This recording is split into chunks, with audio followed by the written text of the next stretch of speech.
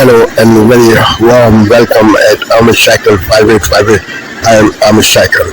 Foreign news have been reported by American, European, Asian, African, Australian news channels and the news agencies.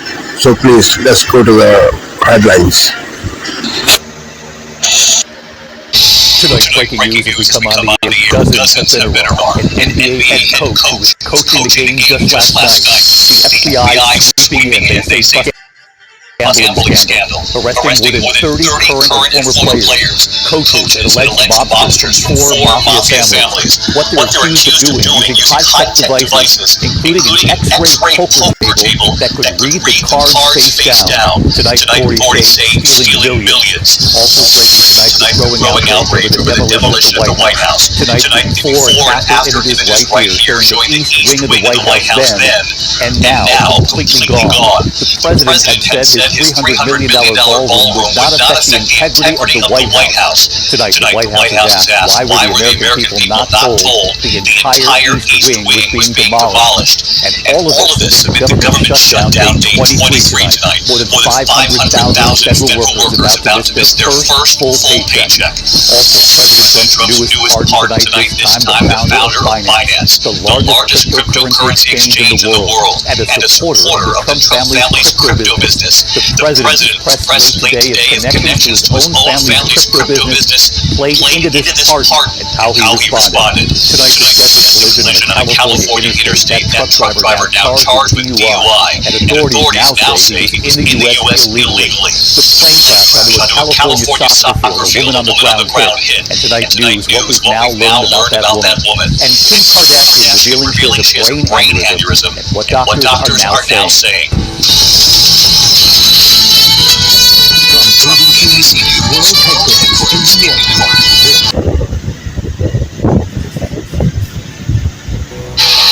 President basically said today that Russia is immune from U.S. sanctions. He said that it would not impact the Russian economy in any serious way. Well, Glenn, he feels that way. That's good. I'll let you know about it in 6 months from now. Okay, let's see how it all works out. The most serious sanctions to date. Vladimir Putin now responding after the U.S. hits Moscow's biggest oil producers with sanctions. It comes just days after President Trump said he believes Vladimir Putin still wants peace. General Jack Keane joins us now. General, do these sanctions matter? Putin says they don't, but most agree they could hurt. Yeah, well, Putin is a master at getting around sanctions, and he's never been all that much intimidated by it. But here's a couple of factors here. One is the economy is already suffering, and that's the reality of it. With inflation and its currency, huge amount of debt, unemployment is rising. So any amount of economic pressure on him, reducing his revenue sources is going to have an impact. Now listen, let's face it, President Trump has made a decision. He has worked his diplomacy extraordinary in terms of his own strategic patience in dealing with Putin, who talks a good game with him and then goes out and continues the war. Because why? Putin believes the war is in his best interest. He thinks time is on his side.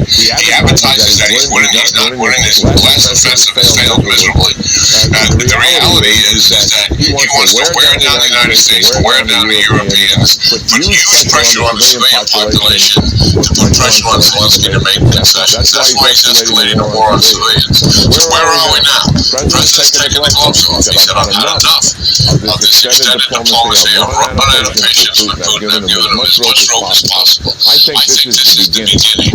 And yes, these are real.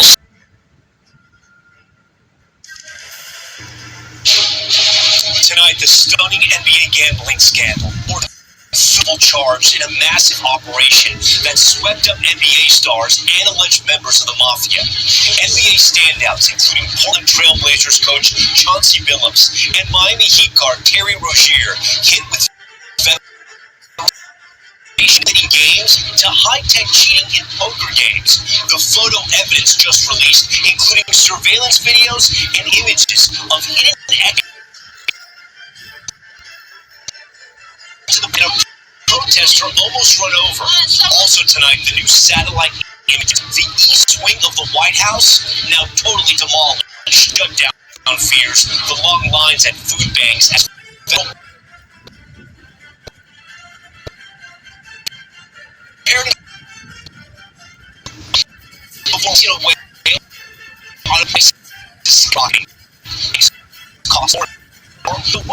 driving up the cost.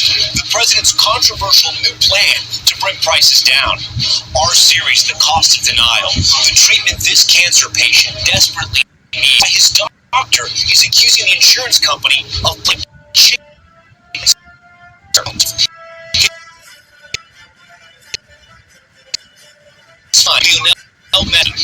The announcement just made.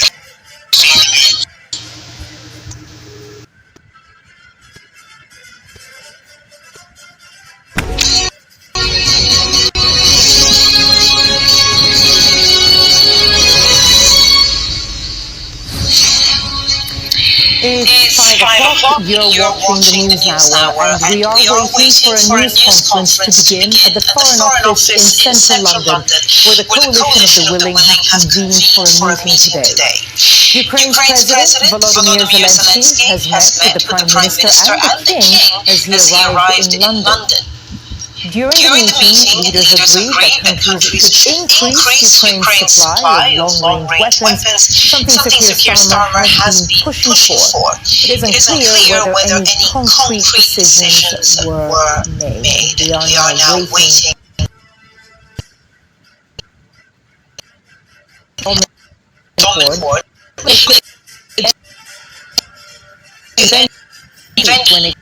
it to the war Ukraine. It's been a week in which Donald Trump has done something that many people had hoped America could have done a long time ago but never did, and that was start imposing sanctions on Russia's oil industry. So, sanctioning two of Russia's biggest oil companies, and in a sense it was going to the jugular.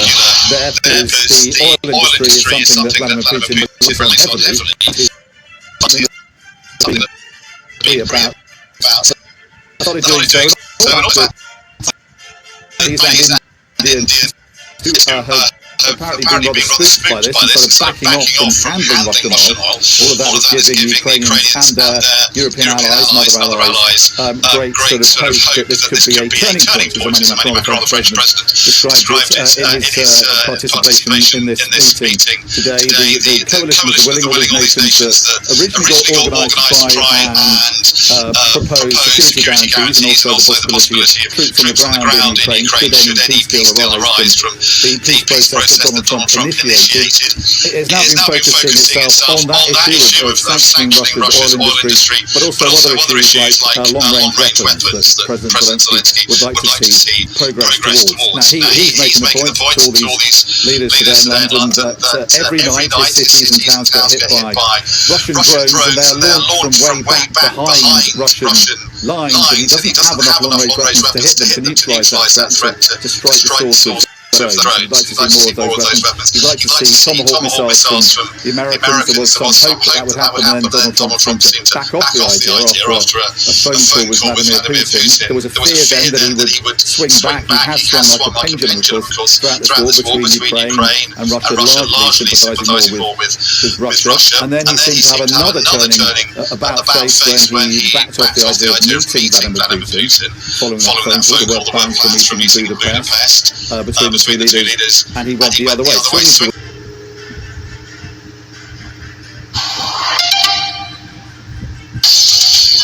This is DW News, live from Berlin. Ukraine's leader is in London to try and drum up support. Volodymyr Zelensky goes walkabout with the British Prime Minister. They're also meeting other European leaders who promised more help for Ukraine. Also on the programme, Germany's foreign minister postpones a visit to Beijing. Relations have been strained by issues including Chinese limits on the export of rare earth materials.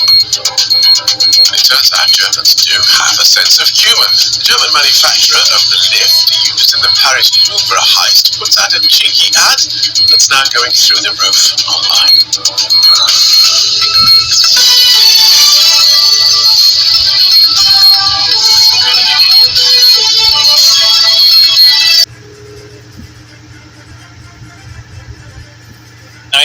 Current and former NBA stars are arrested, accused in a sprawling illegal gambling scheme that allegedly involved faked injuries, rigged poker games, and ties to organized crime.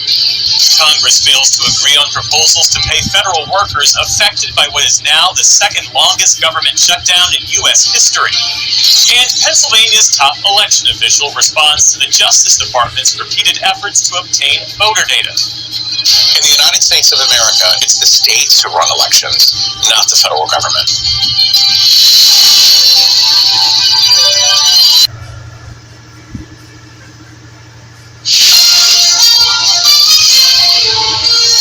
On this Thursday night, foul play. The elaborate gambling ring with ties to the NBA and the Mafia. We're talking about tens of millions of dollars in fraud. The players involved and a litany of allegations involving special contact lenses and x-rays. Angry Alberta teachers could soon be ordered back to work. Parents just want their kids back in class. The frustration and the stalemate. Slow motion getaway, new video of the Louvre thieves apparently making their grand escape. Plus, home run hopes. I know we represent this entire country. How the Blue Jays are feeling on the eve of the World Series.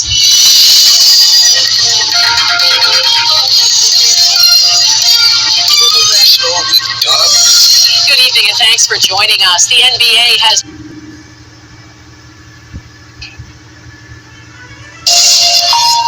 At 6 p.m. here in Paris, you're watching Worldview with me, Jean-Emile Jamil, taking you through all your latest global news.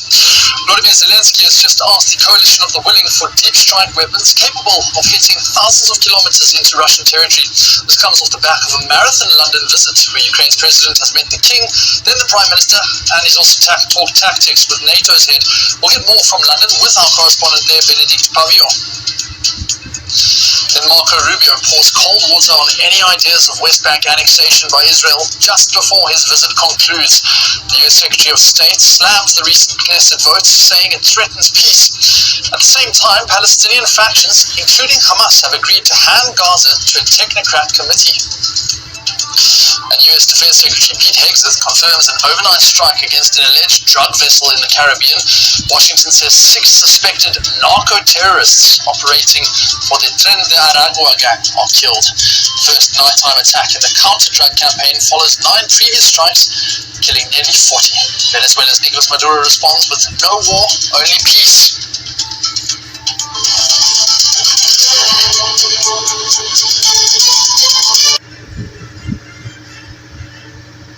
Welcome to Democracy Now!, democracynow.org, The War and Peace Report. I'm Amy Goodman.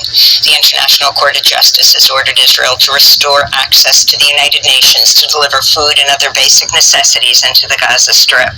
The advisory opinion from the UN's top court also found Israel had not provided evidence to back its claims that the UN Agency for Palestinian Refugees, known as UNRWA, lacked neutrality or that a significant number of its staff members were members of Hamas. Yuji Iwasawa is president of the International Court of Justice.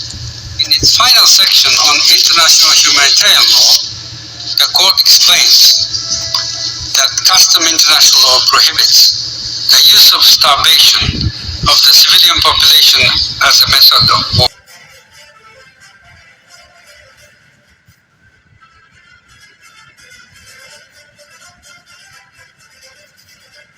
Platforms has always been disruptors. Voters are seeing more and more the power in their vote. November 10 on ABC and ABC iView. Good evening, it's Friday the 24th of October. Our top stories. United States basketball rocked by a betting scandal linked to the Mafia. The US says it won't allow Israel to annex the occupied West Bank after its parliament advanced a bill that aims to do so. And Donald Trump cuts trade talks with Canada over an ad involving Ronald Reagan. You're watching The World.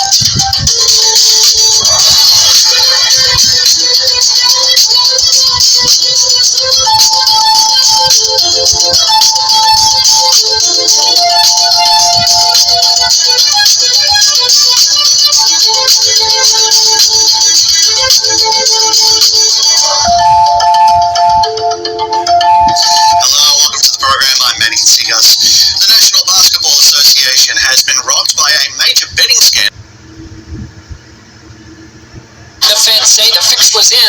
poker games, and online betting on NBA basketball. The fraud is mind-boggling. Also tonight, as protesters in Chicago clash with immigration agents, their boss defends their actions. Using use of force here at Broadview has been exemplary. I do. The looting of the Louvre. A first look at how the getaway went down. And Gail King with ballet legend Misty Copeland and the teacher who changed her life. She told me, this is what you can do, and I believed her. From CBS News headquarters in New York, this is the CBS Evening News. Good evening, I'm John Dickerson. I'm Maurice Dubois. Someday it may be a movie. Today the federal government laid out the very real plot involving criminal enterprises from the hardwood of the basketball court to the soft felt of the poker table. And it features a Hall of Famer who's now a big-name NBA coach, a star player, former pro athletes, and the mafia. In one scheme, the government says unsuspecting victims were lured into rigged poker games backed by organized crime families. The other scheme involves sports betting. Players and coaches allegedly provided insider information, and some players are accused of altering their performances or taking themselves out of games early. Elaine Quijano now on how prosecutors say it all played out. Elaine. Maurice and John, authorities arrested more than 30 people.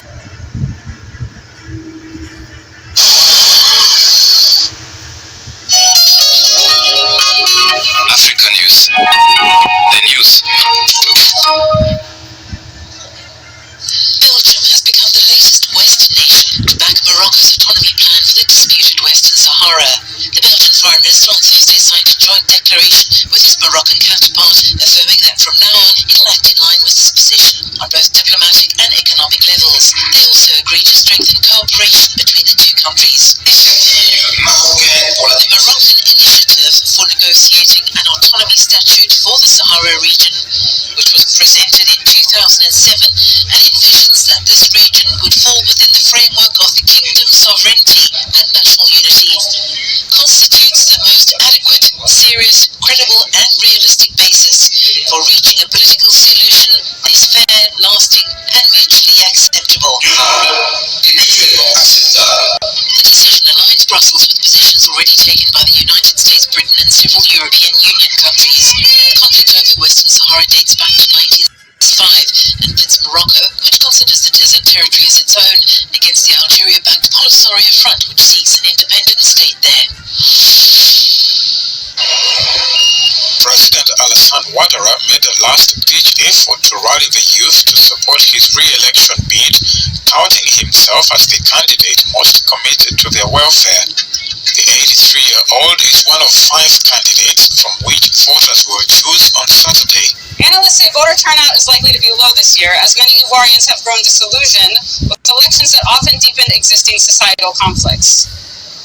Today, Ivory Coast remains an economic powerhouse in West Africa, but it has growing inequality and a poverty rate of 37.5%, and many say the economic development has not benefited them. It's been largely spared from the political unrest.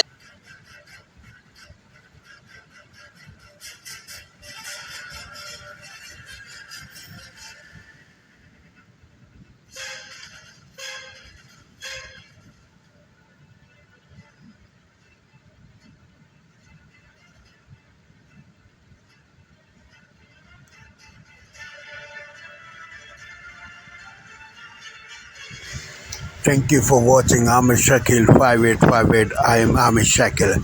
I hope you will visit again. Have a good life. Bye-bye.